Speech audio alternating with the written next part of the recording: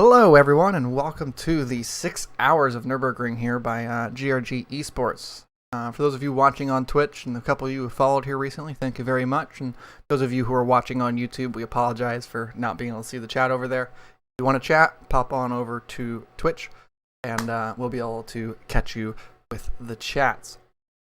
Of course, we're getting underway here for 6 Hours of Nürburgring. It's going to be a really fun race. It's going to be a long race, and hopefully we see a little bit of time progression towards later on in the day for this racetrack, and maybe we might see a little bit of weather. Who really knows? The ACC gods will have to tell with who gets what going forward with this one. This is the grid of all the fantastic cars on the racetrack. There are a couple in this sheet that aren't showcasing just because of the fact that they didn't get the liveries submitted in time, but they will have their liveries in the game, don't worry. So yeah, we're looking for I think it's a 25 car grid that we're looking for today, so hopefully we can get everyone in. At the moment there's 20 in the practice session and still a couple more to join, so hopefully we can see that full grid happen today. Race will be starting in approximately 40 to 45 minutes, and in about 15 minutes or so we will have a driver's briefing for at least one member of each team to come in, and we'll go through the driver's briefing. This is, of course, we took last month off of these races due to scheduling issues and such like that. So this is our first time in 2 months, and that's, of course, why this is a 6-hour race rather than our standard 4. So me and Dom are going to have a little bit extra work in for today. Isn't that right, Dom? Indeed, it is. We did all right with the 4 hours 2 months ago, so an extra 2 on top of that shouldn't be too much of an issue. Good to see the turnout for this one. Obviously, last month everyone had everything going on in March, every series under the sun, so it was understandable that other people may have been conflicted in other places. So obviously postponing that one, back again for 6 hours of Nürburgring with 25 cars. It's gonna be a good one. Yeah, for sure. I hope to be able to see a lot of fun here, and hopefully have a good time. And with qualifying, of course, the grid was incredibly close. Let me go back on the list here just a bit. The final separation for pole in GT3 was, I believe, The 9,000th, correctly?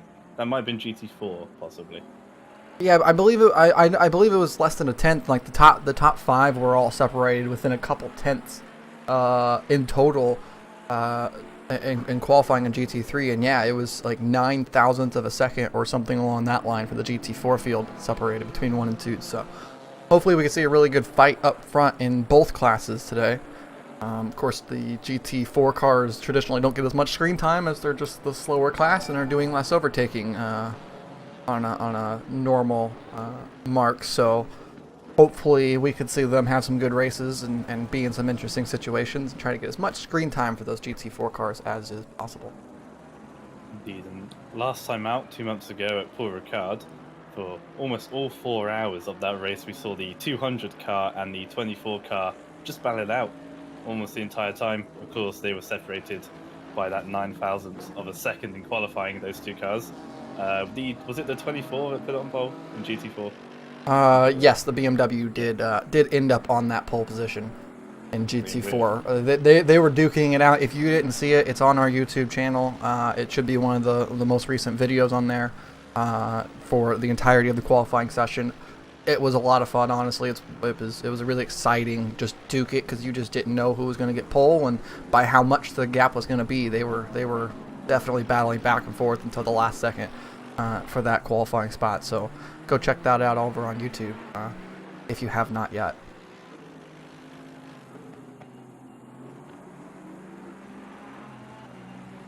We're gonna try to rest our voices a little bit here for the start. Try to make sure that we're in good place for the start and end of the race, at the very least, because 6 hours is a lot of talking, especially for just 2 people. Indeed it is, yeah. Preparing myself for that. Of course, we do always have the commentators booth open to drivers who are getting out of the car or getting ready to get in. If they ever want to come hang out and talk for a bit and, you know, talk about strategy or track conditions or just how way that their race is playing out in general, or even just come chill out and hang out in the commentators booth for a couple minutes.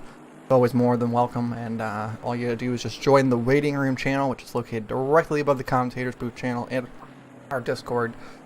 Anyone who's in the race is eligible to join that channel. We will drag you in at an appropriate time. Definitely be sure to do that. We're always more than happy to have some people in to help. Actually, just gonna make a quick post about that for those guys. Make sure they know, in case everyone does want to. It's always helpful to get a direct word from the drivers, so obviously know more than we do about what the track conditions and how everything's going on out there for them. For the other ones racing, and we're just the ones birds in the sky. As the number 12 car's taking an alternate line, coming out the third sector, going through it backwards.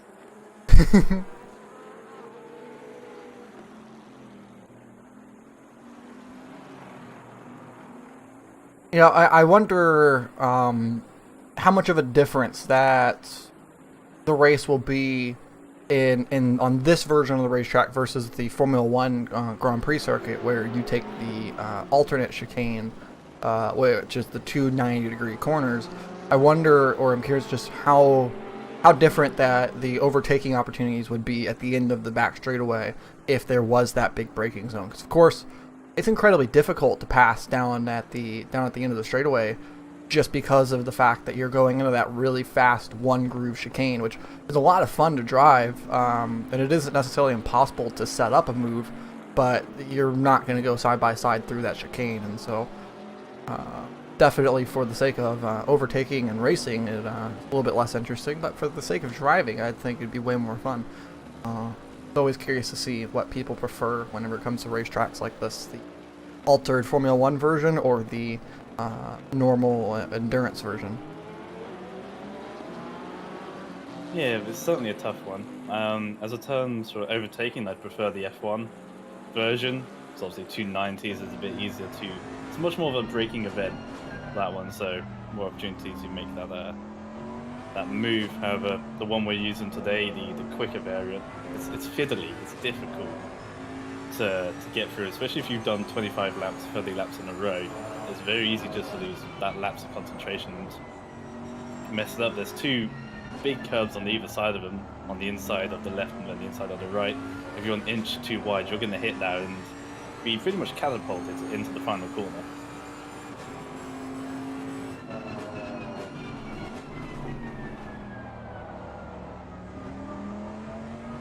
Yeah, for sure. It is. It's definitely a tricky one, and it's also one of those. It's one of those tracks where you got to really balance out your setup, because you have the high downforce sections like the Schumacher S's and that chicane at the end, and I mean, I would even argue a little bit through just the end of sector 2, like down into the braking zone of the hairpin and such, where having that little bit extra downforce allows you to be more aggressive under braking.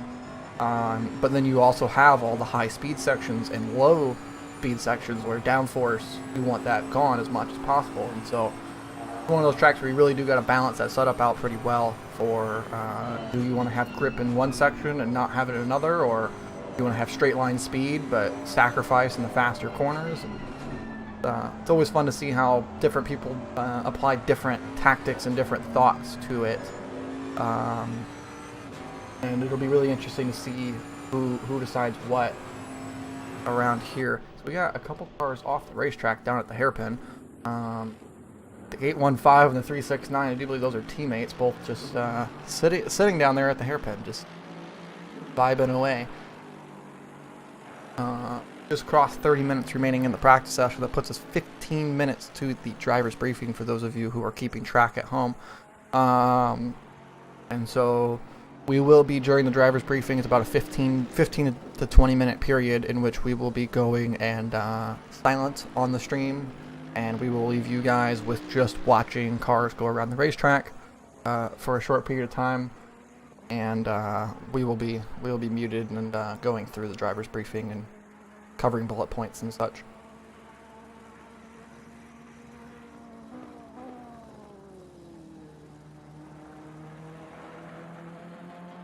It's having a bit of trouble with my broadcasting if it decides to just to fail on me there. Just have to bring that back up. Mine is showing a lot of the grid as being blank on some laps, but then on the next lap it shows up, and it's kind of confusing me a little bit. I don't know if there's anything to do with it with their lap being invalidated. That's a possibility, especially with it being practice. Although I think once you go into a race session, that just doesn't happen, which is helpful. That would make sense. Damien Bessel with the follow. Oh.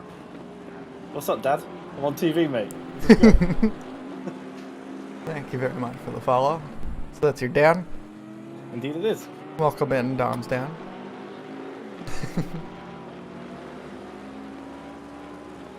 Yeah, hopefully for those drivers who want to hop in at any point during the race, always good to get a insight from y'all.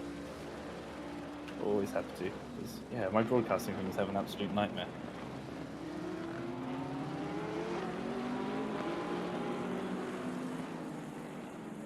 Hopefully Might just have to do this in school. Hopefully my mic's not having too much of a cut on the on the noise gate that I have enabled, because I do have that enabled to try to prevent echo as much as possible. But sometimes it causes it where it doesn't pick me up for like the first like 3 letters of the sentence.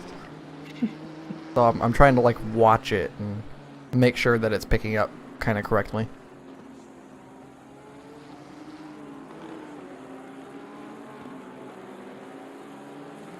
I'm always anxious about sound.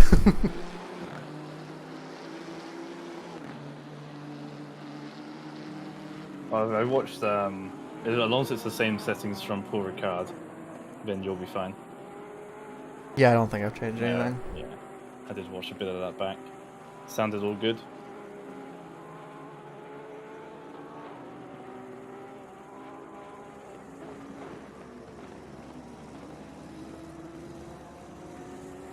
I mean, this is the car that we're watching on board here with at the moment, the 107 Bentley. I mean, they've been the car to beat consistently up front across all sessions for all endurances at every track, no matter what. They've just been the car to beat. The only time that they didn't win was one in which they ended up with a drive-through penalty towards the end of the race. Which I do believe that was Suzuka. No, Monza. I don't know. One of them. They ended up with a drive-through right at the end of the race, and ended up not coming home with the overall win in GT3. But at every other track so far, they've been rather dominant. This team, really, just putting together good, clean, consistent laps to bring themselves home. We got 23 cars on the grid. We have the full GT4 grid, all 5 of them, but we are missing a couple of the GT3 cars at the moment, unfortunately. Yeah, I'm not sure which 2 they are we're missing. Sometimes the drivers and their consistency. When the drivers here are normally quite good at not getting those sort of silly drive-throughs and track cut warnings. I think the last one we had was possibly at Imola in December.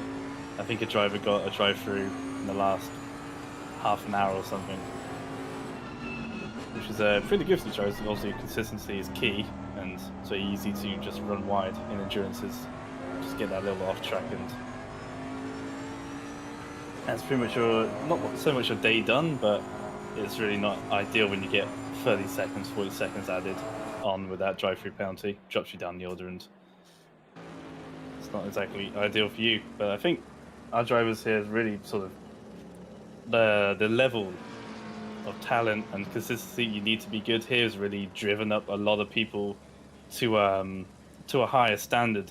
One of them being Gavin Moore's dad, his teammate, who we saw struggle in some of the earlier endurances last year and the beginning of this year. But I think Paul Ricard was a really good learning experience for him. We saw his level drive up really highly, and I think today we'll see that again. Okay, I realized what the problem was, and I forgot about this. ACC only displays 23 cars at a time on the screen, so there are a full 25 here on the grid, but the bottom 2 were not being displayed on the leaderboard. So we do have our full grid. I was realizing that that one of them I didn't see was the 715 Nissan GTR, and I was really confused by that because I could have sworn that I saw it earlier overtaking a GT3 car, and yeah, I was correct. It was overtaking a GT3 car, and and the ACC director just crashed. It said it suffered a fatal error and crashed. Yeah, that's what I had at qualifying last week. The fatal error sign. It works until you click the OK box, which is really annoying.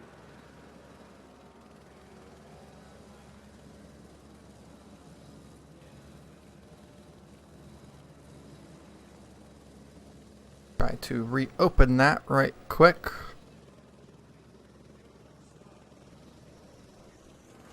Everything reset.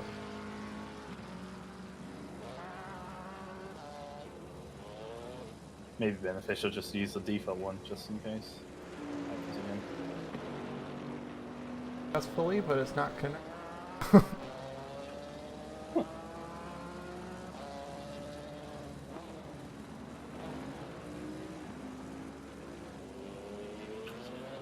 Wrong with ACC. Apart from everything, but It's never easy with ACC. Honestly, the race room director. yes, for the temporary moment, we'll be using just the shift arrow keys because I can't get the other one to run either. So I'm really quite confused as to what just happened that caused this disconnect. Maybe worth having to. Might be worth just having to back out the server, possibly. I might possibly have to reconnect to the server in order to fix it. Well, we have a driver's briefing happening in just a couple of moments, so we'll have to go off air for 15 minutes ourselves anyway. So just pop that in there. Well, not off air, just off comms, that is.